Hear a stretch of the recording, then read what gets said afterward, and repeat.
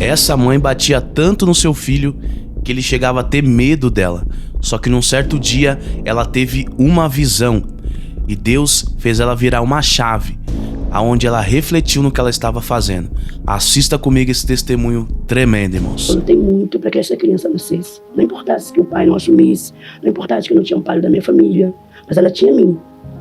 E quando eu voltei para casa, que logo uns dias depois eu dei à luz, não demorou uma semana para eu ter um atrito com a minha mãe.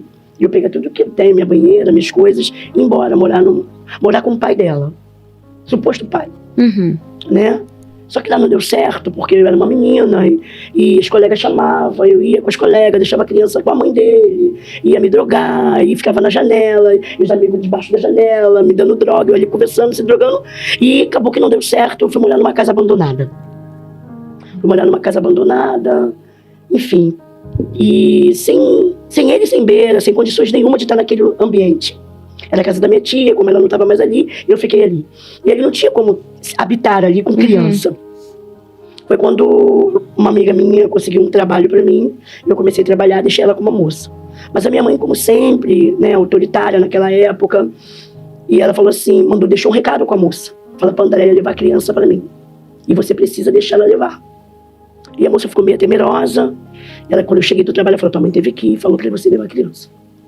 Em antemão, a minha vontade era me jogar debaixo de um carro com aquela criança. Naquela pista ali da Cesário de Melo, na saída do Aço. Meu Deus. Eu tava saindo dali, eu morava no Aço nessa época. E minha mãe morava no Antares. E a minha vontade, só que um amigo veio atrás de mim. Ele já até faleceu. Ele veio atrás de mim, me consolou, me ajudou a atravessar a rua. E quando eu cheguei em casa, minha mãe estava na cozinha.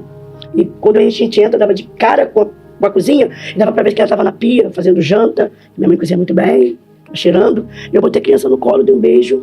E nunca mais a vi, assim. Demorei a ver 6 meses. Ela tinha 3 meses. Meu Deus. Só fui a ver com 9 meses. Só fui a ver com 9. Fui ver ela com 9 meses. Só ver, não podia pegar, não. Nossa, não podia tocar? Não. Perto da minha mãe eu não podia andar grávida. Grávida não podia passar perto dela. Ela deixou uma ordem, não passa perto de mim grávida. Meu Deus. Então, quando ela chegasse no ambiente onde eu estava, eu tinha que desaparecer da vista dela. Entendi. E aí veio o seu segundo filho? Aí veio meu segundo filho. Mas meu segundo filho já tinha uma estabilidade financeira, assim. Sim. Já podia sobreviver com o meu trabalho. Aí veio meu segundo filho. Foi de um relacionamento muito rápido. Uhum. Aí veio meu segundo filho. E a senhora foi mãe solo mais uma vez? Mais uma vez. Mãe solo mais uma vez. Essa criança eu tentei que ela não nascesse até o último dia. Meu Deus. Porque eu não queria de jeito nenhum. Mas essa criança já era no propósito de Deus. Já percebeu que aqueles que passam um processo? Já era no propósito de Deus. Todo aquele, gente, olha, todo aquele que tem um propósito te prepara, meu irmão, passa um processo que a gente fala, meu Deus, agora esse aí não vai sobreviver, não vai. Aí o Senhor, não, esse aqui eu tenho projeto. Ele era um projeto de Deus, um propósito que Deus permitiu, né? Como o apóstolo Paulo ele fala no capítulo 8 de Romanos, no verso 28, tudo coopera. Tudo coopera. Para o bem daqueles que amam o Senhor. Para o bem daqueles que foi chamado para o seu propósito, o decreto. Amém. Então, Natan foi um propósito. Até do meu erro, Natan virou um propósito de Deus. Para que o Senhor pudesse me alinhar. Amém. Para que eu não pudesse me perder por completo. Porque aquela criança me colocou um freio. Se eu cheirasse 2 gramas, 5 gramas eu cheirava só uma. Porque eu sabia que eu tinha o Natan e o Natan não tinha ninguém. Entendeu? O Natan só tinha mim. E foi uma coisa muito difícil. Mas o Natan era muito violento. Eu batia toda hora. Eu só falava gritando.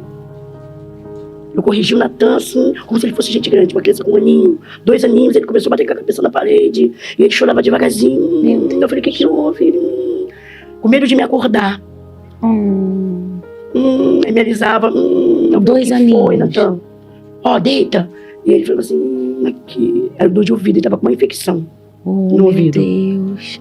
E aquela criança também tomou pavor de mim. Pavor. Eu não podia falar. A minha presença já causava medo nele. A senhora estava reproduzindo nele o que a senhora... Nossa. E foi muito difícil. Né, que ele foi que mais apanhou. Nossa, eu como mãe, eu choro. Eu sou chorona, pastora. Eu sou chorona, porque eu sou uma mãe, eu sou chamada uma mãe galinha, né? Que vocês vão entender, gente, o que é isso. É aquela que quer acolher, sabe? E eu aprendi muito isso. E a senhora falando, me parece que vem a cena dele tão pequenininho, tão indefeso, tão... E Deus, ele, né, cuidando dele ali, tão pequenininho. Mas era o remédio que precisava para sua cura. Que tremendo, né? Que maravilha. Nossa, continue, por favor. Então, assim, aí um belo dia, né, eu já estava com 8 anos, eu tive um sonho com ele, ele fazia assim pra mim. Aí eu perguntava, volta? Ele, não vou voltar nunca mais, porque você bate muito. Isso me despertou. Eu falei, bate muito? Isso me despertou. Um pouco. Porque o que eu... Hoje, Natan tá com 34 anos, hoje eu tenho um relacionamento maravilhoso com o Natan. Glória a Deus. Porque eu precisei me conhecer, buscar cura. Em tudo que eu passei, hoje eu não culpo minha mãe, porque tive oportunidade, foi questão de escolha. Sim. Alguns tempos atrás eu falava, por tudo que eu passei, pelos lugares que eu percorri, a minha mãe foi a maior culpada. Hoje eu posso dizer com toda certeza, a maior culpada de tudo que eu passei foi eu mesmo. Foram escolhas. Foi escolhas. Porque tem pessoas que têm momentos difíceis na sua vida, mas ela escolhe ser ou não ser aquilo que a pessoa quer que ela seja, ou que o momento ou que a situação seja, empurra ela pra ser. Eu escolhi viver doida. Sim. Eu estudava na escola particular, mas na escola particular eu aprontava. Eu estudava na escola particular, mas na escola particular me prostituía. Não era questão de não ter coisa, não foi por coisas, foi por questão de escolha. Escolhas. Eu tinha uma mãe que não vivia com meu pai, mas eu tinha um pai que era presente. Sim. Eu podia escolher. Sim. Você tá entendendo? Então, pra mim, foi questão de escolha. Antes da minha mãe ter esse comportamento comigo, de não vir atrás de mim, de deixar eu ir e ficar pela rua, grávida, eu antes também, eu fiz coisas também terríveis. Uhum. Né? Eu tinha oportunidade eu estudei em escola legal, tinha oportunidade de crescimento, mas a mim, quando eu ia pra escola, só era pra fazer bagunça, só era pra brigar, só era pra isso. Então, eu vi também que eu tive a minha participação. A senhora falando aí, existe algo que é de extrema importância. A gente ter a consciência. O grande problema da nossa geração é o vitimismo. Eu fiz isso porque eu passei por isso. Eu fiz isso porque minha vida foi assim. Sempre vai estar dando desculpa aos seus erros. Quando nós reconhecemos, e é aí que a chave vai virar na sua vida, né? Quando a senhora reconhece, peraí, eu vou perder o meu filho através desse sonho. Eu vou perder o meu filho se eu continuar assim. Eu preciso mudar. Eu escolho mudar. Não é sobre isso? Escolher mudar de trabalho. Ninguém quer ter trabalho. Ninguém quer ter trabalho. É. E eu precisei, assim, caminhar com algumas pessoas que me reposicionaram. Glória a Deus. Num caminho certo. Antes eu só criticava e acusava. Eu sou assim, eu fui assim, porque minha mãe fez assim, sabe? Mas quando eu andei com pessoas certas, ela me reposicionou. Glória a Deus. Se tua mãe teve reação, porque teve uma ação. É.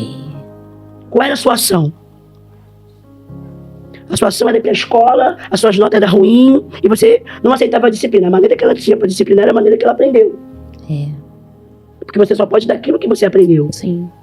Né? E ela é uma mulher analfabeta. E toda mãe que é uma analfabeta, ela quer o quê pro filho? Quer. Melhor.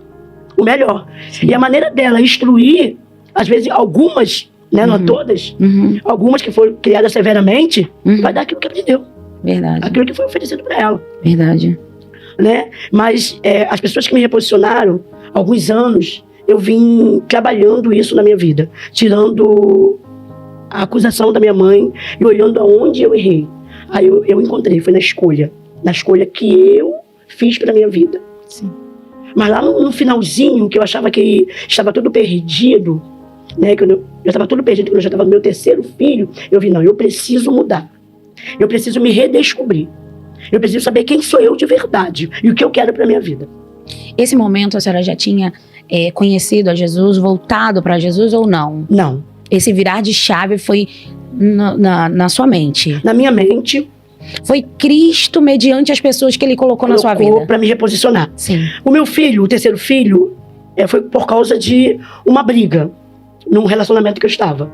Isso fez com que eu voltasse para Jesus, visitasse mais, ia para a igreja, visitar algumas pessoas vão na igreja, visita porque está com um problema, vai lá para solucionar, mas nessa que foi para solucionar o problema, Cristo, ó, Colisseuzão já tá na tua boca há muito tempo, querida. Ele só deu aquele...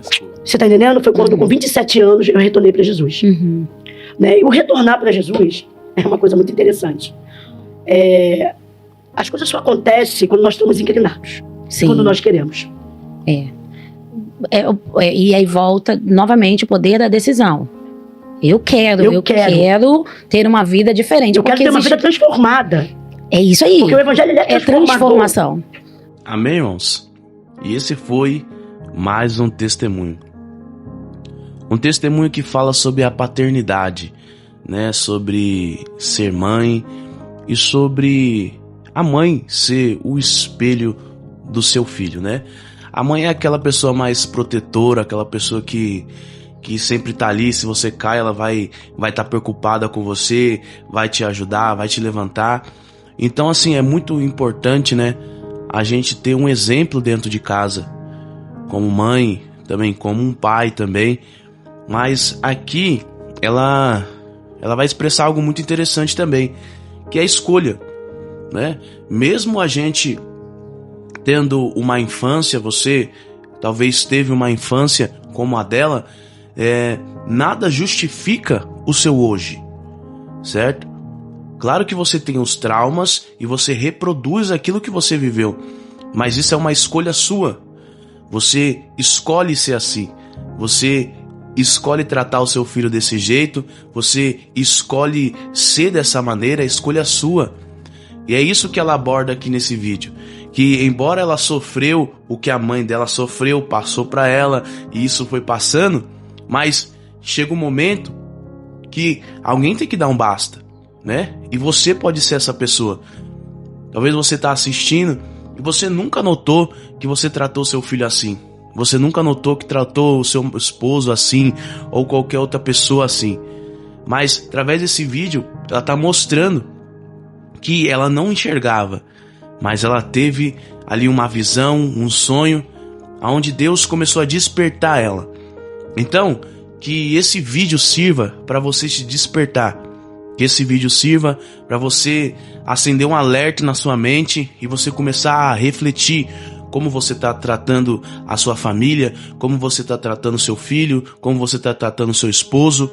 É um alerta para nós nesse dia, nesta noite, nessa tarde. Não sei o momento que você está vendo esse vídeo, mas é um grande alerta e fala sobre família, né? Tem coisa melhor, irmãos, que a nossa família é o nosso ministério, né? O ministério começa em casa. Nosso primeiro ministério é a nossa família. Então é muito importante eu trazer esse vídeo aqui, esse testemunho, para nós refletir sobre a nossa família. Como que estamos sendo dentro da nossa casa? Como estamos sendo para a nossa família? Estamos sendo uma bênção ou estamos sendo uma maldição? Então, que através desse vídeo você reflita, né? Pense e veja como você está sendo dentro da sua casa. Porque tem muitas pessoas que quando sai de casa veste uma máscara. Quando entra dentro da igreja, entra com uma máscara. Mas quando sai, tira a máscara. Aí revela quem realmente é. Mas que nós possamos ser lá fora o mesmo jeito que a gente é aqui dentro. Amém? Que Deus abençoe sua vida poderosamente. Fica na paz e até o próximo vídeo.